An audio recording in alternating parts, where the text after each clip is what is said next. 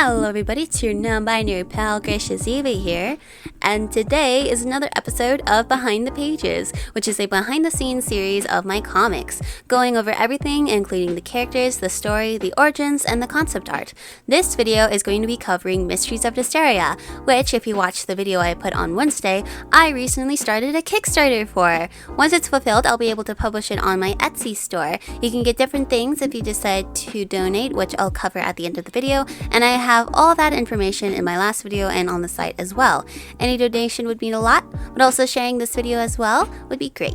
And since I'm publishing the first volume, I'm only going to be talking about stuff regarding the first 3 chapters. As I go volume by volume, I'll go over more stuff in each of those. But without further ado, let's get started with Part 1, getting it started. So first I'm going to be talking about the actual writing process. And this whole thing started with these two, Ricky and Cozy. So these two were and still are going to be in a much bigger project I'm leading towards called Gateways. Yep, if you've been watching my channel for a while, you've probably heard me talk about a mysterious big project that's not the Miracle Universe that I've been working on for a while. I want to make a separate video dedicated to explaining it, but basically it's my own comic universe where all the comics I've been working on tie into it. So that obviously includes this and even Lost Hearts. Yeah, that's in there too. There's also 2 phases of it, one in the past and one in the present. Ricky and Cozy originally were going to be introduced into this big project without any prior story, but when I thought about that, it didn't make any sense, so I decided to at least create their own story first. And originally it was going to be a short story. Now it's probably going to be one of the longest stories I will ever work on besides Gateways itself. This happened because of the changes I made to the characters and me expanding the lore of the world. But I'm not at all upset by this. Currently, Distearia is my favorite comic I'm working on, and I love all the characters and bringing the scenes in my head to life. I actually started writing chapter 1 without any outline for the story. This is a bad idea, or at least for me. So when I learned about this writing method of, writing an outline, I immediately wrote the storyline for the rest of it, and this helped a lot. I actually have the whole script written out, making adjustments as I go through the chapters, obviously, and at some point I knew I needed a title. Originally, when it was going to be a short story, it was just going to be called The Brothers Short Story, but as it expanded, I thought about the Distearia Chronicles or the Chronicles of Distearia, but that made it sound like we were going to focus on the world more than the characters. Sort of like Heike's Magical World, there is a lot more emphasis on Terrace Lunis and the characters, but in Mysteries of Distearia, it's more about the characters themselves. I figured since there was some mystery going on in the world and within the characters themselves, that the name Mysteries of Distearia would do. And also to clarify, the name Distearia is supposed to be a play on the word dystopia, but with an I instead of a Y because I can't spell, and also it looks cool, so it's fine. Now that I've talked about the writing a bit, it's time for my favorite part.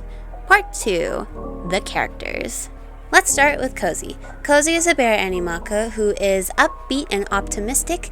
He's an adventurer, which is a job that not a lot of people do now, but he and Ricky decided to go after the stories their mom would tell them and as a way to escape their homeworld Herodad. Cozy and Ricky are brothers, but obviously Cozy is adopted. Interestingly, out of all of the characters here, he's the only one that hasn't really changed at all. Even his design has stayed relatively the same. This is one of the first drawings I ever made of him. As you can see, it's very rough, but there are a lot of the same aspects that are in his current design. I always knew that I wanted his hair to be short, eyes to be 2 different colors, red and purple, and for his clothes to be mainly monochromatic grays, so that the purple and reds would pop. The biggest thing that changed for his first design over the comic and the current one is that I tried giving him this weird armband at first, which was bad, so I removed it, and also the colors, making the reds and purple more saturated, and I believe his hair just a touch darker, a little deeper. If you look at the grays in his outfit, he actually has more darker grays than light, but because he has a light gray over jacket, it gives off the appearance that his outfit is lighter than it is. Could be symbolism for stuff. Also, this pattern here on his pant is supposed to resemble a spade shape. It's the best I could come up with that wasn't too obvious. Just slap a spade somewhere. Finally, there is something that hasn't actually been said out loud yet, but something I wanted to share here was the name of his sword. It's the ruby sword, and it plays a very important role in the entire Gateway story. He's able to summon it using a small button on his hand, tech that a lot of weapon wielders use these days, and its design has also changed. I made it a little more detailed and included some gold, but mainly I've just gotten better at drawing weapons so it doesn't look as weird as in the earlier chapters. And as far as story and personality, nothing has really changed except for the arc that I have planned for him. It's fitting that Ricky has a very different personality from Cozy because the designing and writing process for him was also completely the opposite. He has given me so much trouble throughout the development of this, and I have no idea why. First, it started off with his personality. Believe it or not, his personality was actually quite similar to Blank's for a while. Then it became more of a generic good guy attitude, and after that, I was stuck for a while on what his personality should be. I actually don't remember when I decided his current personality and character arc, but it seemed like such a logical decision that I have no idea why it wasn't the first thing I came up with him. I don't know. He's very broody and serious on the surface, only caring for his brother, but he's actually pretty anxious and has a soft side, which only seems to come out with his brother and Blank, of course. Rookie is half Astroborn, half Wolf Animaka. Astroborns typically look like this and can have a couple of physical powers. However, Rookie's abilities are his lightning hands. It was actually normal for Animakas to have powers, which were all weather and natural disaster-based abilities. They had to learn these abilities since their homeworld Herodad used to be covered with storms and disasters. See, they stopped doing these powers since the war, but since he's half Astroborn, which are more magical, this ancient ability was unlocked. So the reason why he has lightning powers is because they're supposed to represent lightning storms. He can also do more than just summon sparks from his hands, but you'll get to see that in the comic. I think I've always wanted him to be an Astroborn since the Astroborns were a concept for me. And now if you've read the comic on Webtoon, you might also be familiar with his illness, which is explained in full there. But if you ask me when and why I came up with this idea, I don't really remember. It is supposed to be a manifestation of anxiety, actually, and it's actually based off of how I experience anxiety and panic attacks. No, I don't literally cough up blood, but my chest and stomach will get so tight it feels like I might sometimes, but it's probably where this came from in the first place, now that I think about it. Now, I know I've been procrastinating talking about it, but let's go over his design. Out of all of these characters, his design gave me the most trouble, and that was all in his outfit. These are some early designs. I eventually landed on this one for the comic, but even still, I was not happy with it at all. I remember right around the start of the comic, I also recently got into Genshin Impact, and was taking a lot of inspiration from the game for my design. The only problem with Genshin designs is that they are way too detailed, and some design elements just don't make sense, which I think is what caused me to make this. Now, I'm sure it doesn't look too bad to some of you, but if you're a character designer or comic artist, you'll be able to tell what the problems are in this design. After one chapter with this, I had to change it. Luckily, I had just discovered the genre known as techwear. The shape language of this fashion was exactly what I wanted for Rookie, so I took inspiration from those and made this version for chapter 2. But there was still one problem, and that was his colors. I was always trying so hard to keep his dark gray in, but it just was not working, so I finally gave it up and created a cool gradient for his pants and a stripe for his arm. I'm finally completely happy with his design. Let's not hope it changes anymore after this, because oh boy. Alright, now let's talk about Blank. Totally not my favorite character at all or anything. Blank's personality has changed a little bit. Originally, he was similar to Thorn, being much more sly and sneaky, and overall much more of a badder character than he is now. Originally, once he got to the Gateway story, he was going to be Rookie's ex-boyfriend after they had a falling out over stuff. This was also when Rookie was more open about being gay when we first meet him.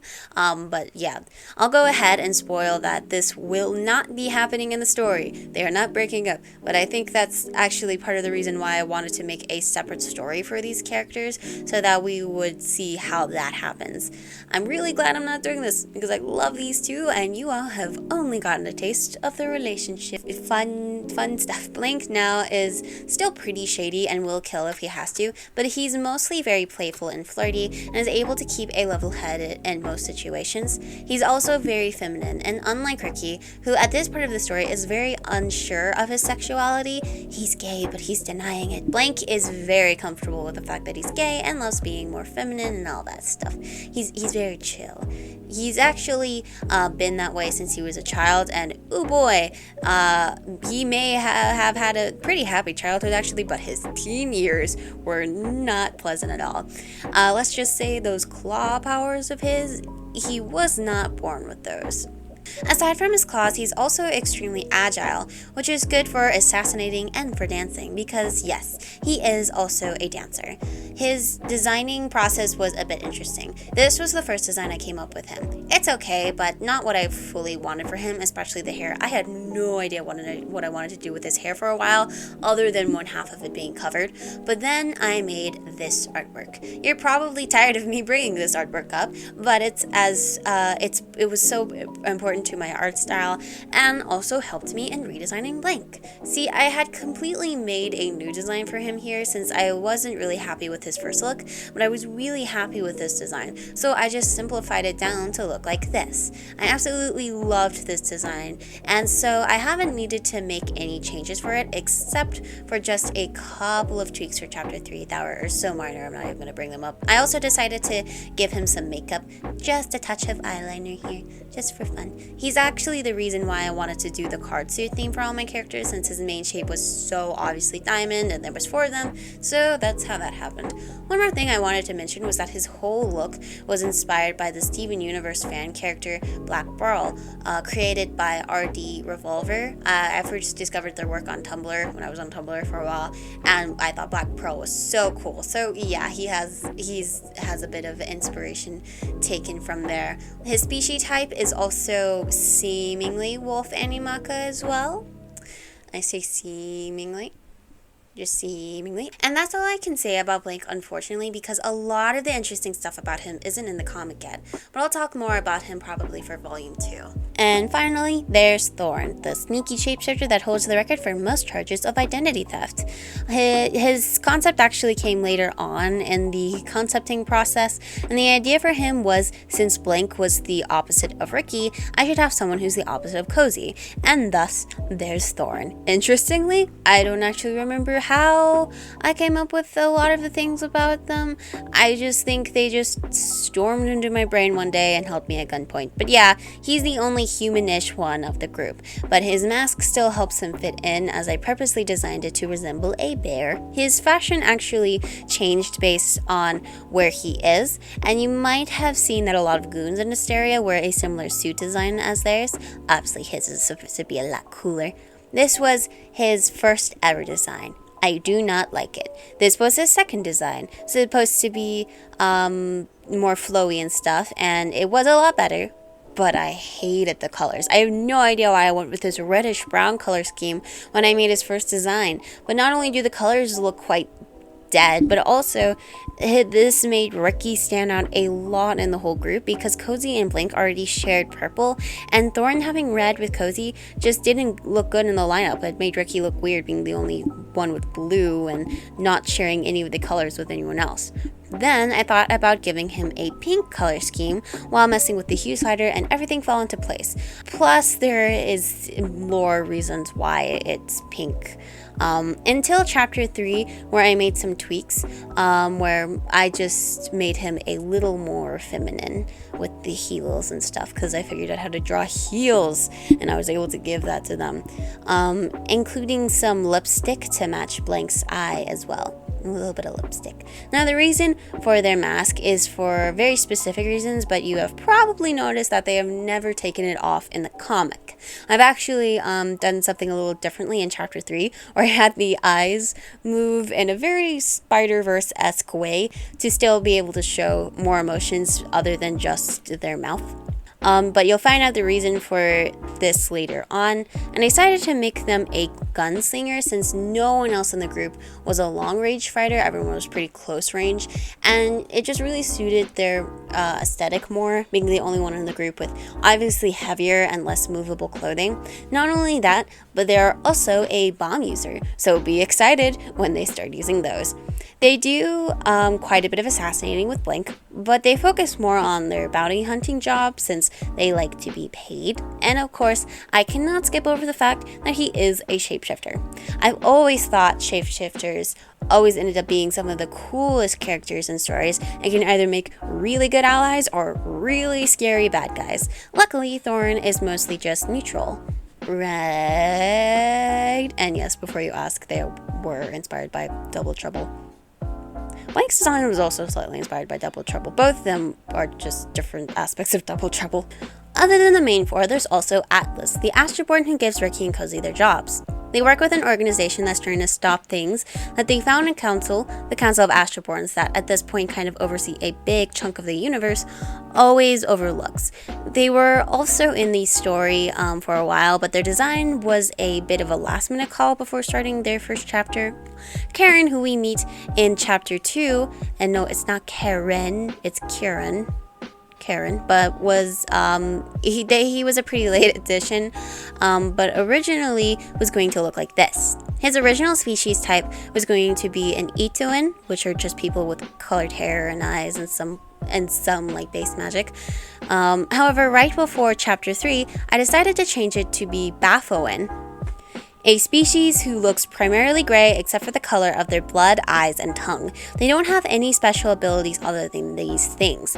I also changed their palette to be orange instead of blue, well, their extra color anyway, to match with Atlas. And finally, there are the villains, Valdez and Blaine, which in Gateways are all based on spiders rather than bats, because that makes more sense to me, and their main color is pink. They are the heads of the mafia drug dealing group that controls distearia.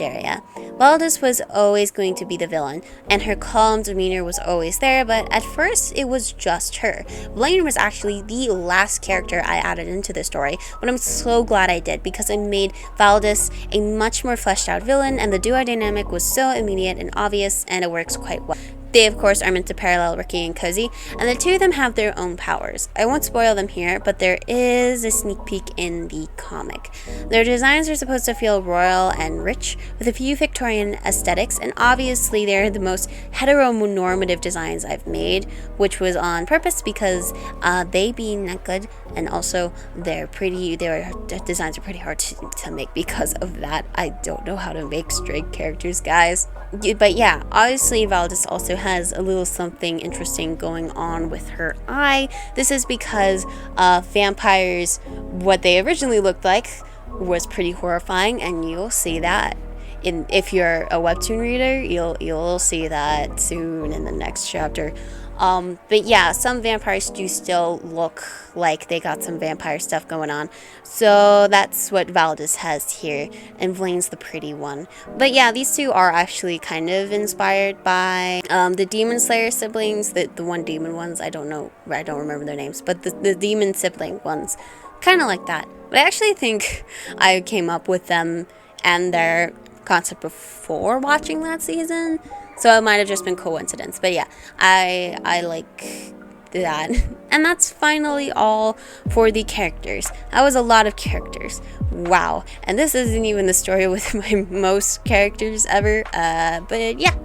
Once I had everything ready for the first chapter, I got to work. I knew this was going to be slightly different compared to my last comic, Lost Hearts, since this was divided into chapters. At first, I tried doing the layouts like how I did before, doing a few at a time, but I found the best way was actually to do a whole chapter's worth. I still think this is the best way for me, however, if you try this, please, for the love of God, count your pages. And make sure all your chapter sizes are consistent. You have no idea what I had to do to be able to get chapter 2 done in a reasonable time. And I failed even. So please, don't do it. Obviously, since I've been working on this comic for a bit, the art style has changed, although not nearly as much as in Lost Hearts, but it's still pretty noticeable. Obviously, since I've been working on this comic for a bit, the art style has changed, although nearly not as much as in Lost Hearts, but it's still pretty noticeable. The most noticeable thing, however, is the way the rendering looks. In Chapter 1 and 2, the rendering was pretty standard, cel shading with some soft shading, but I wasn't really liking how this was looking, so I decided to add one extra step. In Medibang Paint, there was a brush called Paint, and it had a texture that I really liked and actually used for the entire backgrounds of Lost Hearts. I couldn't find a brush like this in Clip Studio when I shifted over, so I recreated it. It obviously isn't exactly the same, but I still really like it and use it to add an overlay texture over on the characters and the background. Speaking of which, I also made the change of having the background be completely lineless, which was such a good idea for my hand. I hate lining my backgrounds. I don't like it. So yeah, it's only one thing I added into the shading, but it definitely made quite the difference.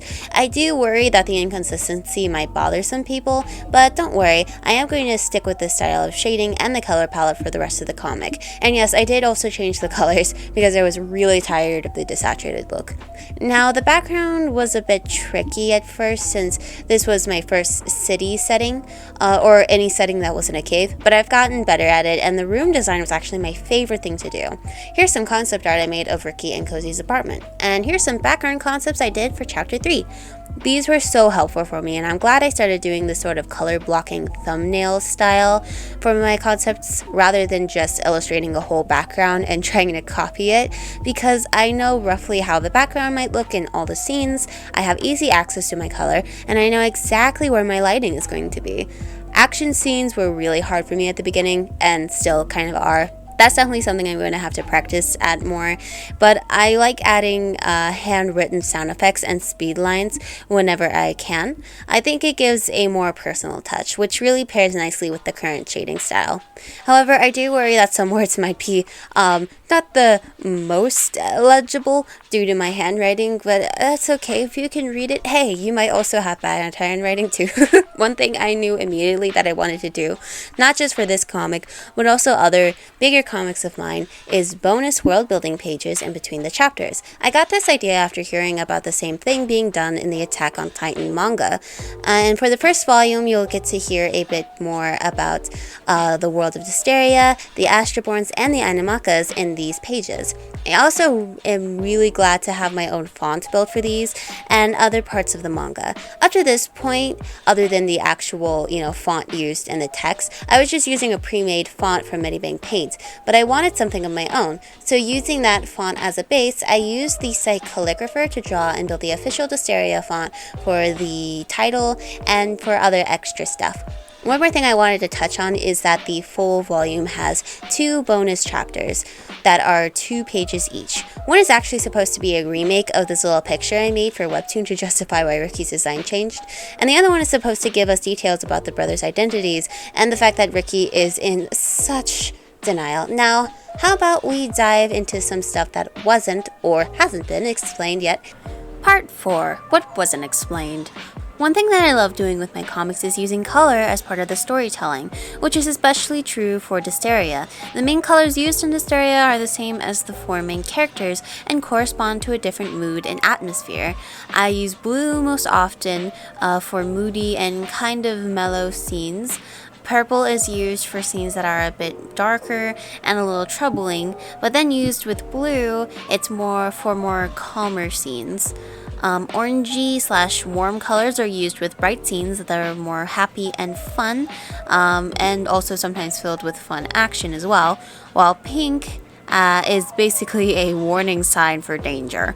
All of these relate to the characters and their relationships with one another. A little extra info about Distearia itself: it's a super small world compared to other places. In fact, some believe it was actually a moon for a different planet that's since been gone, and wasn't always a cyberpunk-like place. It was actually the home to a lush forest full of different herbs, plants, and mushrooms, commonly used by witches and herbalists for potions.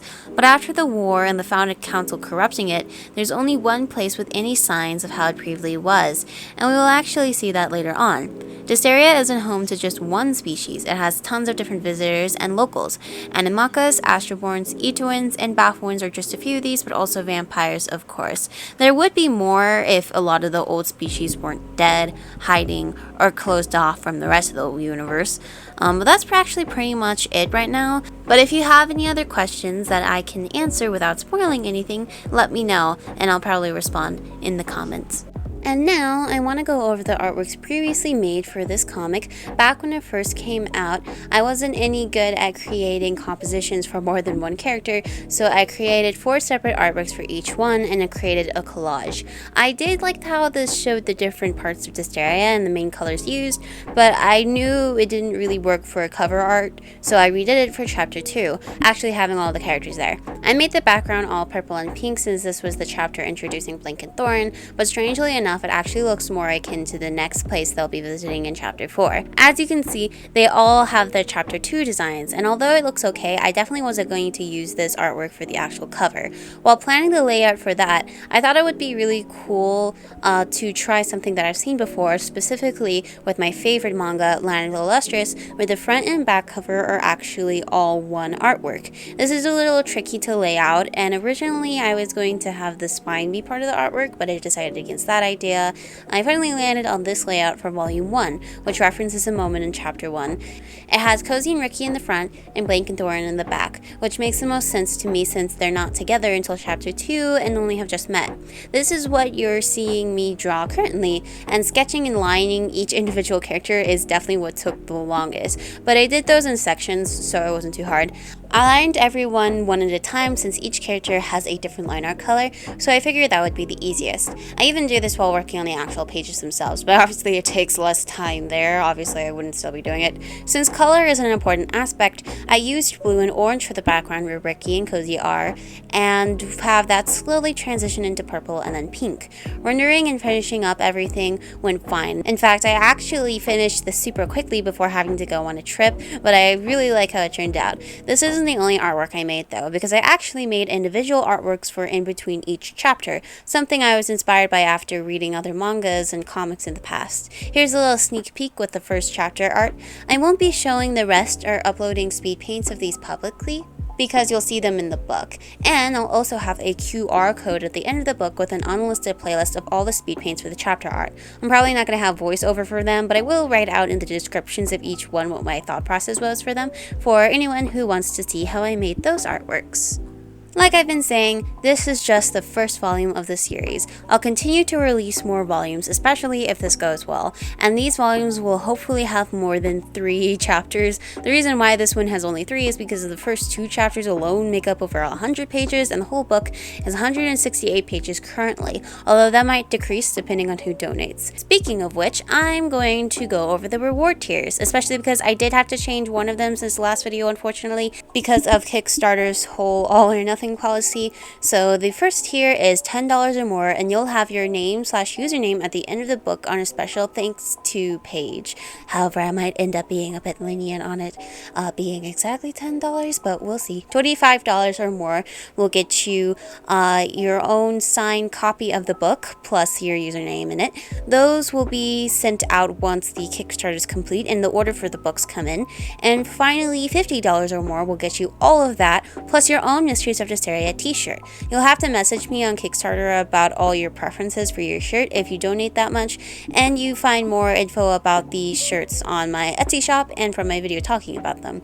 I'm hoping that this is successful not only for this book but for my future books as well, as this is only just the beginning. Thank you so much for watching, and remember that the Kickstarter link is in the description below, as well as all my other things. I'll see you guys in the next video. Bye!